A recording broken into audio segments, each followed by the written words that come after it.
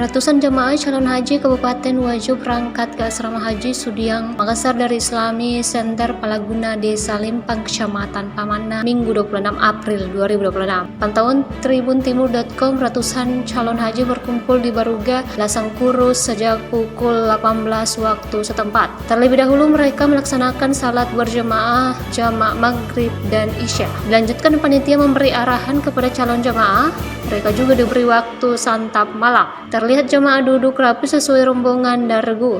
Ada 13 unit bus Borlindo ditumpangi jemaah menuju Asrama Haji Sudiang, Makassar. Tampak pula keluarga kerabat jemaah menunggu di halaman Baruga. Tepat pukul 20 waktu setempat, jemaah silih berganti keluar gedung, satu persatu naik ke bus.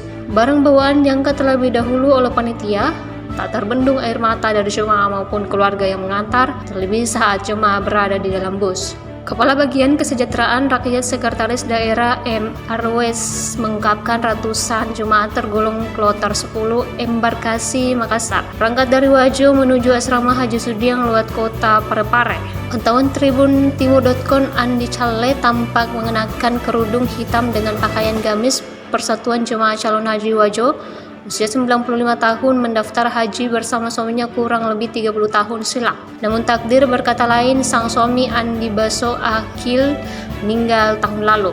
Demikian diungkapkan Andi Fatmawati saat ditemui tribuntimur.com di Baruga, Lasangkuru Islamic Center Palaguna, lokasi pemberangkatan 388 JCH Wajo pada Minggu 26 April 2026. Kendati demikian, ia dan ibunya berharap diberi kesehatan selama menjalankan ibadah haji sehingga kembali ke kampung halaman.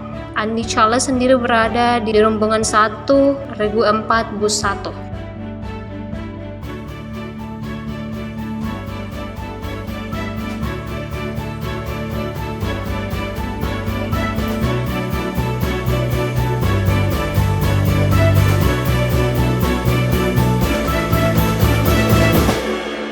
Download Tribun X sekarang, menghadirkan lokal menjadi Indonesia.